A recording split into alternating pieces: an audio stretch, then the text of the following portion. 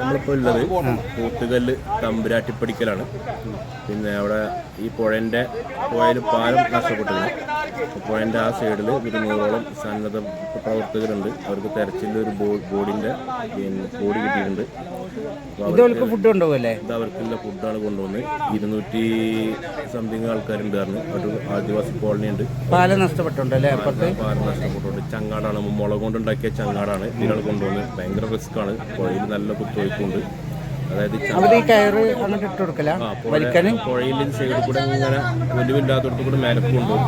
എന്നിട്ട് പിന്നെയാണ് പുലർന്ന് മുളക് കൊണ്ട് കുത്തിയിട്ട് ആ സൈഡിൽ പോകുള്ളൂ. അപ്പോൾ ഭയങ്കര ഒഴുക്കിൽ പോകും. ഏകദേശം ഒരു പകുതി എത്തുമ്പോൾ ഇവര് ഇവിടുന്ന് കയറ് എറിഞ്ഞു കൊടുക്കുകയാണ്. അങ്ങനെ എന്തി കൊണ്ടുപോകല്ലേ?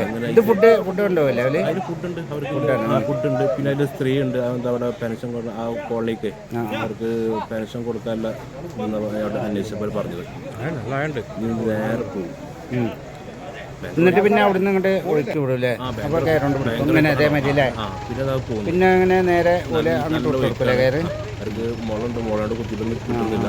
പിന്നെ അതാ കയറിട്ട് കൊടുക്കണ വലിക്കണല്ലേ? ആ സൈഡിൽ 2-3 പേരല്ല, കുറെ ആൾക്കാരുണ്ട്. കയറ് എറിഞ്ഞിട്ട് അവർ കയറ് പിടിച്ച് വലിക്കണം. അതിനെ പിടുത്തം കിട്ടിയില്ല എന്നുണ്ടെങ്കിൽ ചങ്ങാട് നേരെ പോവുക, ഒഴുക്കിൽ പോവുകയാണ്. താഴേക്ക് പോകും. ഭയങ്കര ഡേഞ്ചറാണത്. നമ്മൾ ഈ വീഡിയോയിൽ കാണുന്ന വരുന്നില്ല, ഇതിൽ കണ്ടല്ലേ അവരെ സമ്മതിക്കണം കേട്ടോ. നല്ല മനസ്സോട്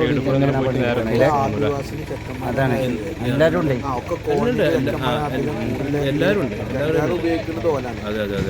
പിന്നെ ഇന്ന് നല്ലൊരു കാലാവസ്ഥയാണ്. മഴ ഇല്ലാത്തതുകൊണ്ട് പിന്നെ അക്കരെത്തി അവർക്ക് ഫുഡ് ഇറക്കി വെക്കുകയാണ്. അവിടെ അക്കരെ എത്ര ആൾ കുടുങ്ങി ഇറക്കണ്ടേ? അല്ല, അതൊരു കോളനിയാണ്. കോളനിക്ക് ഫുഡ് എത്തണില്ല. പാലം പോയതുണ്ട്. ഫുഡും അതേമാതിരി പിന്നെ ബോഡി തെരയാൻ വേണ്ടി പോയ കുറെ ആൾക്കാർ അവിടെ ഉണ്ട്.